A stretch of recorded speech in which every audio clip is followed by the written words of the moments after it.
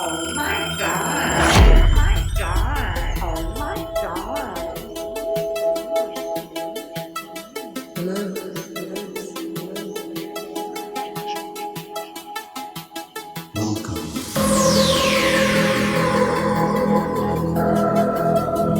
Salut à toi, j'espère que tu vas bien. Donc on se retrouve pour une vidéo sur le poids. Donc j'ai vu que dernièrement j'ai posté 2 vidéos, c'était un peu plus philosophique et que ça n'intéressait pas grand monde. Donc que vous vous en battiez l'aile. Hein. Pour ceux que ça intéresse, faites-le moi savoir. Est-ce que j'aurai une continuité dans ça ou est-ce que je privilégierai pas peut-être ultérieurement à travers des conférences, un livre ou bien mes clients sur l'application, parce que c'est primordial que de se connaître. On parle beaucoup de poids, de prise de poids, mais je pense que c'est obsessionnel. Là, on va en parler parce que c'est assez intéressant, mais mon approche, moi, vraiment, elle est globale, et le fait de se connaître psychologiquement et physiquement, les deux vont ensemble, et pour ton bien-être, c'est assez essentiel. Donc je vois que ça n'intéresse pas beaucoup de monde, donc je me pose des questions, tu me réponds en commentaire, hein. Et là on continue avec ce que vous aimez et qui est assez important, mais je vais vous faire savoir que c'est hyper important que de prendre l'être humain dans sa globalité. C'est ça qui va faire que tu vas te libérer de bon nombre de critères sociétaux et de pressions qui vont faire que tu vas déstresser. Tu vas te retrouver, et ça c'est vraiment la clé majeure. Hein. C'est comme ça que moi je conçois les choses. Bon, ça n'intéresse pas grand monde. Voilà, c'est comme ça, et pourtant c'est la solution à tout. Donc, on avait vu les probiotiques, les bonnes bactéries dans son microbiote, et là, on peut se dire aussi que malgré des efforts, on ne perd pas de poids, ou on en prend, ou on n'arrive pas à se maintenir dans un certain poids. Et ça, on va voir qu'il y a différents facteurs dans la vie, depuis la naissance jusqu'à la vieillesse, qui peuvent avoir une influence dont on va mieux comprendre sur notre organisme, ce que ça provoque à travers ce poids qu'on n'arrive pas à maîtriser. Donc, on va voir ça ensemble maintenant.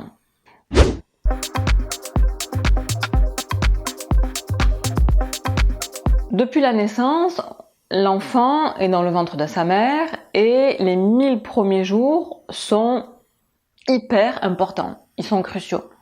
C'est-à-dire que pendant ces 1000 premiers jours, il va se former plein de choses, et notamment le microbiote de l'enfant va se former à ce moment-là. Le tissu adipeux se constitue dans l'utérus.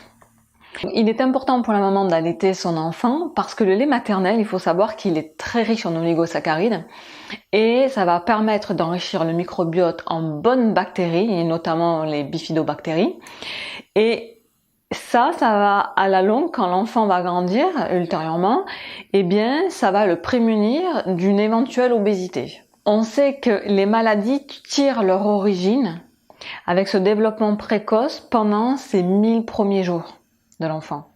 Donc c'est très très important à ce moment-là, quand on dit à la femme enceinte de prendre 1000 précautions, ce n'est pas pour rien à ce moment-là, de ne pas boire, de ne pas fumer, de ne pas manger n'importe quoi. Pendant cette grossesse, effectivement, ce qui va influer sur la prise de poids avec le temps quand l'enfant grandira, c'est bien sûr, il y a les gènes. Il y a les gènes du père, il y a les gènes de la mère qui font qu'il a les bons gènes ou pas pour avoir un poids bien fixe, idéal, ou bien avec des problèmes à la suite. Mais il y a aussi, donc c'est la génétique, mais il y a aussi l'épigénétique. Et l'épigénétique, c'est le mode de vie quotidien de la personne. Et donc ça va influer sur ton organisme. Donc que ce soit ton alimentation, ta manière de manger, si tu as trop de stress, si tu as une exposition aux polluants, donc ça peut être alimentaire, ça peut être agricole, environnementaux, et ces polluants, on le voit très bien, on a eu l'exemple par exemple du bisphénol A et ses dérivés qui sont assez problématiques. Dans les emballages alimentaires, donc que ce soit du plastique, etc. Tout ça, ça va être en contact et ça va porter préjudice au développement de l'enfant. Donc quand une femme enceinte, elle vit à proximité, ça on a vu des films notamment américains, à proximité d'usines, à proximité de polluants environnementaux ou des champs agricoles, et bien tout ça, ça va impacter sur sa santé et sur celle de l'enfant. Et on s'aperçoit que ceux qui ont des problèmes de surpoids ou d'obésité à l'âge adulte, eh bien, ils ont connu peut-être cette épigénétique due à la maman pendant la grossesse et qui font que maintenant ça a des répercussions sur leur santé à l'âge adulte. Et vraiment, on s'aperçoit que le risque d'adiposité peut s'élever jusqu'à 10% avec ces contaminants, ces polluants environnementaux, tout ce mode de vie que l'on a quotidiennement. Donc la maman, dès la naissance, devra vraiment prendre soin de ses 1000 premiers jours et puis plus après, parce que cela peut impacter sur le poids de l'enfant dès son plus jeune âge et jusqu'à l'âge adulte. Deuxième point,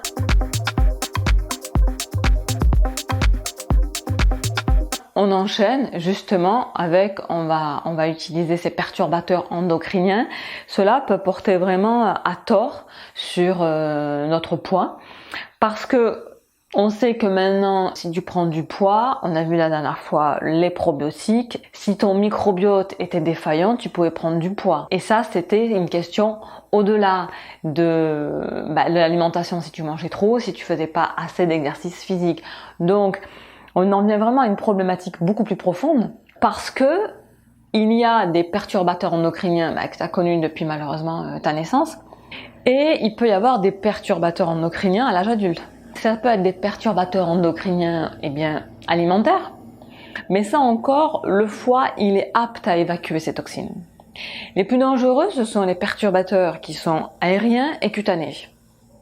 Donc tout ce qui est coloration capillaire, maquillage, crème de jour, crème de nuit, crème solaire, les après-shampoings, les shampoings, eh bien tout cela, ce sont des perturbateurs endocriniens dont il faudra faire attention. Là, il y a eu beaucoup de feux de forêt cet été 2022 en France, ça a été énorme. Et effectivement, quand on évacue les personnes, même les feux de forêt en forte inhalation, ça peut être très pénible ensuite à évacuer et c'est comme si tu avais un perturbateur endocrinien parce que ça va influer sur ta santé mais négativement. Donc par rapport à ces perturbateurs endocriniens, il faut que tu fasses attention à ce que tu achètes, le moins industriel possible, le plus fait maison. Achète le plus naturel, le plus bio pour pas qu'il y ait trop de pesticides, de métaux lourds. Donc pour ton eau, il vaut mieux par exemple prendre une eau que tu vas filtrer. Donc si ça vous intéresse, moi peut-être je vous montrerai mon purificateur d'eau, si ça intéresse certains. Donc tous ces petits détails font que tu as le moins de perturbateurs dans ton sang. Il faut savoir aussi que dans les boîtes de conserve, à l'intérieur, il y a de la résine d'époxy. Ça permet une meilleure conservation. Et ça aussi, à la longue, c'est un perturbateur endocrinien. Donc, il faut vraiment faire attention à tous ces petits détails. Et prendre, par exemple, si tu veux acheter des conserves, prendre, par exemple, un bocal en verre. C'est mieux qu'une boîte de conserve. La boîte de conserve, si tu veux, c'est vraiment très rarement que tu l'achètes. Alors là, le micro-ondes. Dernièrement, je viens de voir des tapas. Alors les tapas, t'as ton sachet avec tes tapas, tu le perfores je crois, tu mets ça dans un micro-ondes et puis voilà, tu retires et c'est prêt. Ça c'est... Je viens de lire ça, alors moi il faut savoir que j'ai jamais eu de micro-ondes dans ma vie. Ça c'est un truc que je ne veux absolument pas. Mais en plus que tu mettes le plastique, que tu le foutes dans le micro-ondes et tu dis ça je vais le manger, oh les gars, ça à ne pas faire du tout. C'est à ne pas faire du tout. Donc il y a plein de petits trucs comme ça dont on doit prendre en considération. Ce qu'on peut faire aussi, donc dans la continuité, ce qui peut nous créer une obésité, c'est quand on a des traitements médicamenteux.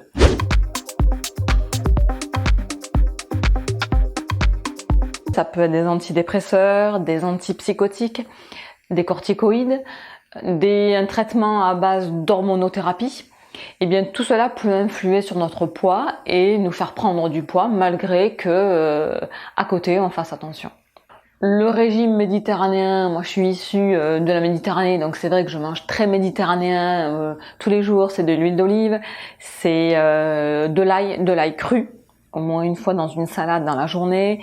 Je mange des céréales complètes, Donc il faudra privilégier, quand on a ce genre de traitement, des céréales complètes, beaucoup de fibres, des bonnes protéines, que ce soit des œufs, de la viande blanche, donc peu de viande rouge, des fruits secs, des oléagineux, voilà. Donc quand on a ce genre de traitement, mangez ainsi. Et bien sûr, c'est à toutes les sauces, et vous allez voir, hein, selon les différents points, faire une activité physique. Next.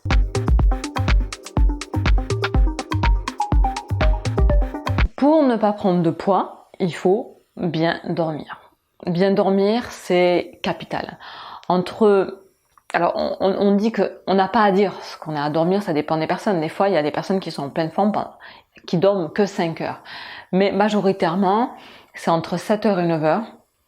On doit avoir à peu près ce taux de sommeil par nuit pour bien récupérer.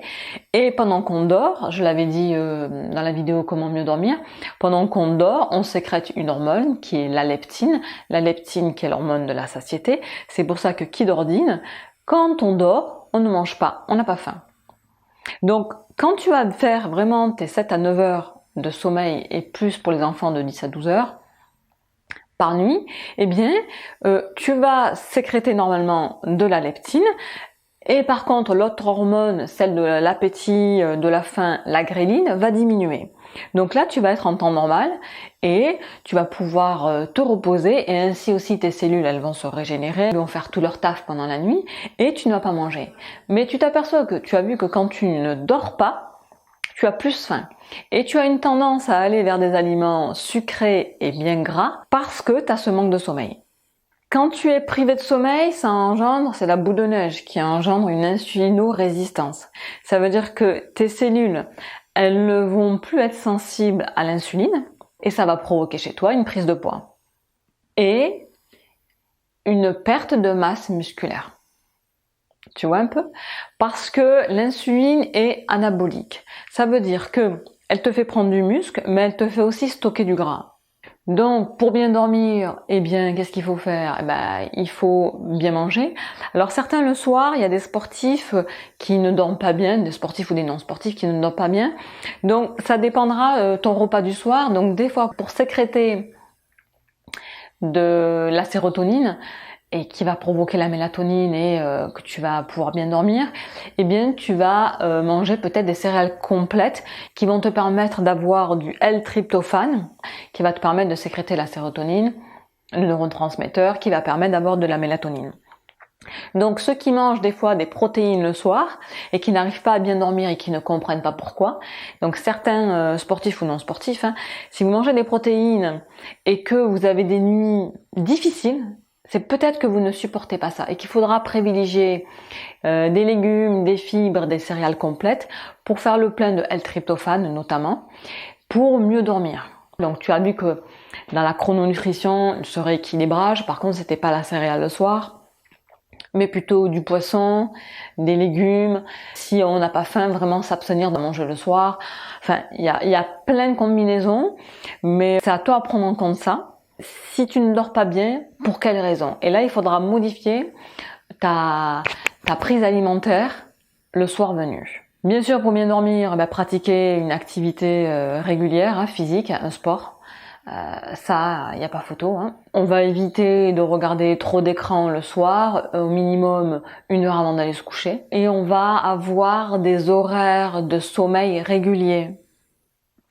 C'est-à-dire que si tu te couches à une certaine heure, il faut que tu le fasses tous les soirs. Et si tu te lèves à une certaine heure, et même le week-end, il faut pas qu'il y ait de décalage. Youpi, youpla, boum, je me couche plus tard le week-end, je me lève plus tard. Non, il faut vraiment être régulier 7 jours sur 7. Et c'est ce qui permet vraiment au corps d'avoir sa discipline, parce que lui se fixe vraiment dans ça, et il a besoin de ses habitudes pour pouvoir avoir une régularité et un parfait équilibre. Alors, suivant.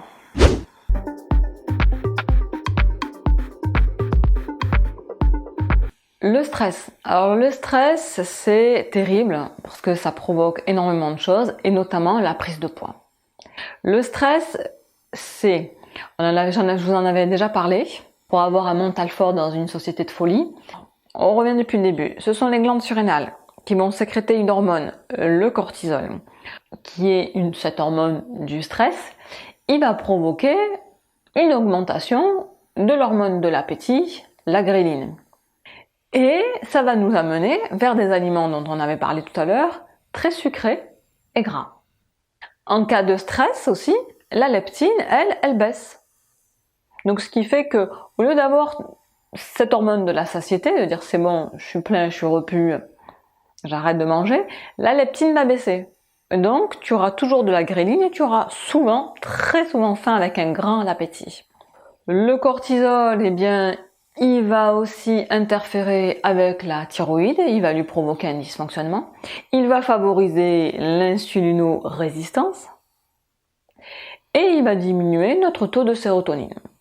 Donc le stress fait beaucoup de choses, il engendre beaucoup de problèmes. Donc là, des méthodes de respiration, tu en as sur ma chaîne, avec du yoga. J'avais fait comment mieux dormir, je vous avais fait à la fin plein d'exemples concrets pour pouvoir vraiment mieux dormir.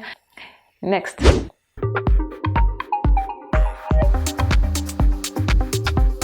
Ce qui fait aussi que tu peux avoir un surpoids, une prise de poids, c'est le manque d'hydratation. L'hydratation est capitale, vraiment. Il faut environ 8 à 10 tasses d'eau pure par jour. Bien sûr, ensuite, tu complètes avec des aliments riches en eau. En général, les fruits et légumes en contiennent 90% d'eau sur la totalité du légume ou du fruit. Donc tu complètes par ça, mais il faut vraiment tes 8 à 10 tasses d'eau par jour, ce qui équivaut à peu près à 30 millilitres d'eau par kilo de poids de corps. Donc ça c'est nécessaire, et sachant que la satiété, que tu manges ou que tu boives, le corps il ne fait pas la différence. Souvent tu crois que tu as faim, mais quand tu bois, c'est parce que justement il fallait cette hydratation et le corps s'en satisfait pleinement parce que pour lui c'est la même chose. Donc, pensez à boire. Et encore plus quand tu fais une activité physique, parce que certains sports peuvent être, surtout les sportifs à haut niveau, des sports intensifs, où tu peux perdre avec jusqu'à 1 litre de sueur par heure. Donc, il faut vraiment s'hydrater et penser à ça. Next.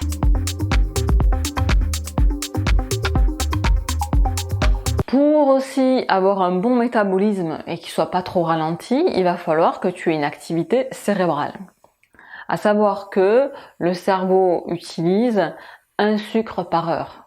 Donc, le fait d'avoir une activité cérébrale, ça va engendrer beaucoup de dépenses énergétiques et donc un métabolisme beaucoup plus rapide. Next.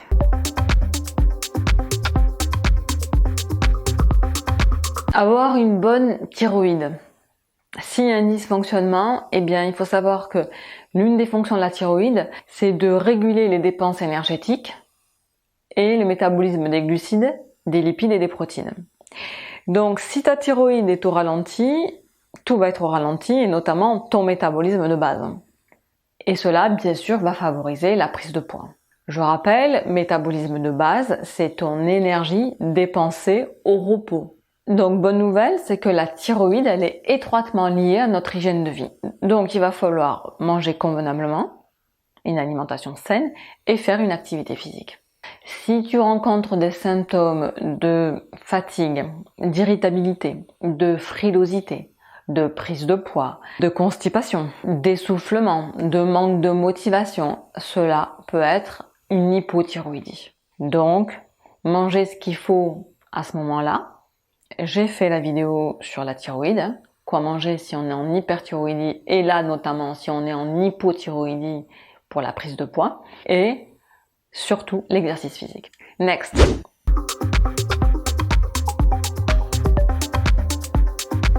On va éviter, pour avoir un métabolisme bon, rapide, l'insulinorésistance. Qu'est-ce que c'est? Quand tu manges trop de sucre, le pancréas va sécréter de l'insuline pour pouvoir réguler la glycémie dans le sang qui doit être de l'ordre d'environ 1 gramme par litre de sang. Plus tu manges de sucre, plus le pancréas va sécréter de l'insuline et pour faire rabaisser le taux de glucose dans le sang, et il va faire rabaisser, toi tu vas manger, ça va monter, l'insuline va permettre de redescendre, etc. Et cette insuline va faire descendre la glycémie et ce glucose, c'est pour que ça rentre dans les cellules en tant qu'énergie. Si ce glucose n'est pas utilisé par les cellules, eh bien, ça va être stocké sous forme de graisse. Quand on a déjà un surpoids, le corps va sécréter certaines substances qui vont empêcher l'insuline de bien fonctionner.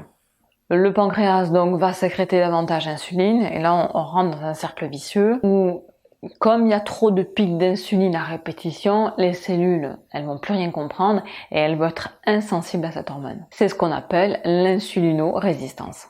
Donc il faut savoir que cette insulinorésistance c'est déjà un indicateur de prédiabète dont il faudra prendre cas et qui favorise grandement la prise de poids. Donc comme je l'ai dit tout à l'heure, privilégier une bonne alimentation type méditerranéen, donc riche en céréales complètes, en fibres, et on rajoutera beaucoup d'oméga 3 et de zinc. Les oméga 3 et le zinc vont permettre au bon fonctionnement de l'insuline. Donc comment te dire quand tu as des problèmes d'insuline? Eh bien peut-être que si justement tu as une prise de poids, si tu as des fringales, une certaine graisse abdominale, si tu as des troubles de la concentration, des coups de pompe après les repas, si tu as une irritabilité, eh bien cela peut indiquer que tu as un dysfonctionnement, tu as un problème au niveau de l'insuline. Next.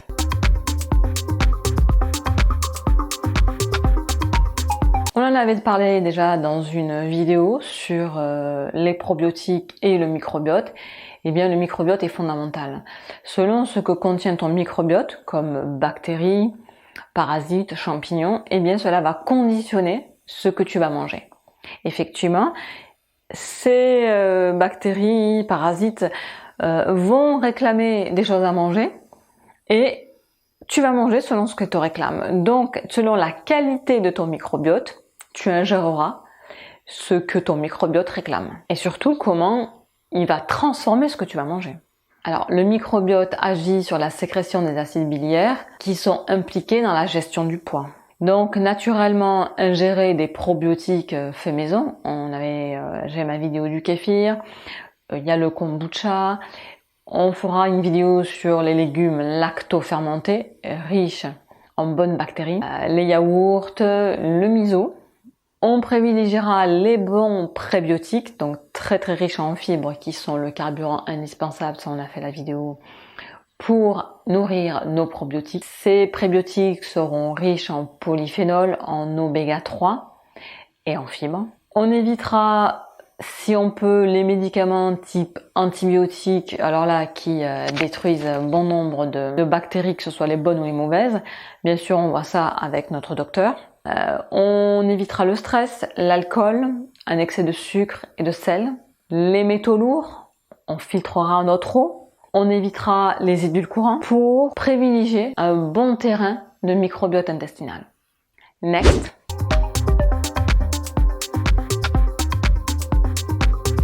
Bien sûr, quand on a une prise de poids ou qu'on n'arrive pas à en perdre, on va éviter de faire un régime hypocalorique. Mais ça, tu peux le faire, c'est hyper dangereux parce que tu vas le faire. Mais ton métabolisme, il va ralentir. Puisque tes cellules vont dire, ah bah tiens, on ingère moins d'alimentation, donc il va falloir qu'on fasse des réserves. Mais tout va être au ralenti, si bien que le jour où tu vas reprendre à manger parce que tu vas avoir un appétit, tu vas te dire, bon, ça suffit de crever la dalle, eh bien tu vas reprendre tout ton poids perdu, si ce n'est plus. Mais le mieux, c'est d'être dans un régime d'entretien, de maintien, c'est-à-dire que tu manges les calories voulues, et à côté, tu as ton activité physique. Il faudra éviter ce régime hypocalorique qui vraiment ralentit ton métabolisme de base. Et en parlant d'alimentation, on évitera les aliments ultra transformés, riches en graisses saturées, et on privilégiera les bons aliments naturels, les fruits et légumes les moins transformés possibles. Next.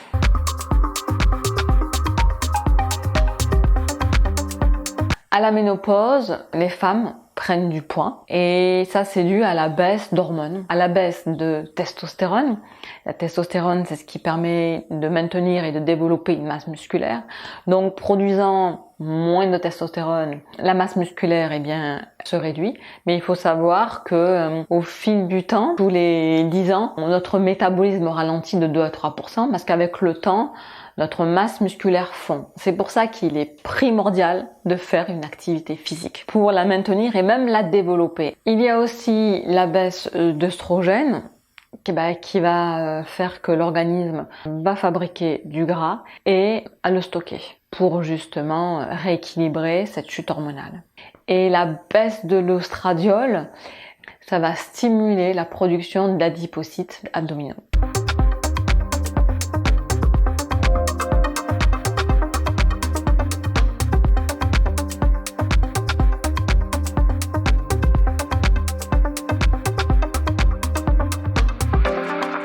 Next.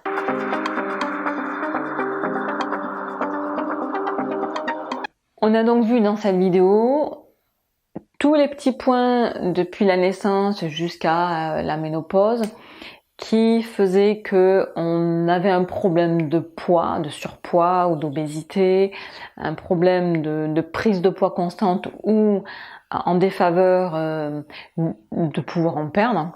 Donc c'est tous ces petits points qu'il faudra prendre en compte pour pouvoir avoir un métabolisme beaucoup plus rapide et ainsi avoir toutes les chances d'avoir notre poids de forme au quotidien. J'espère donc avec cette vidéo t'avoir un peu éclairé sur cette hygiène de vie qu'il faut avoir et toutes ces petites connaissances qui font que une fois que tu les sais, tu mets en place des choses dans ta vie pour pallier à ces problèmes sous-jacents ou bien visibles afin que tu ne subisses plus tout ça. Moi je te dis bonne fin de mois d'août. Donc là chez moi la chaleur a un petit peu diminué, ce qui fait que je peux me permettre d'avoir ce petit pull, ça fait du bien. Les chaleurs vont reprendre un peu dans une semaine ou peut-être moins d'une semaine. Bon, voilà. Je te souhaite donc une bonne fin de mois d'août et je te dis à la prochaine. Prends soin de toi.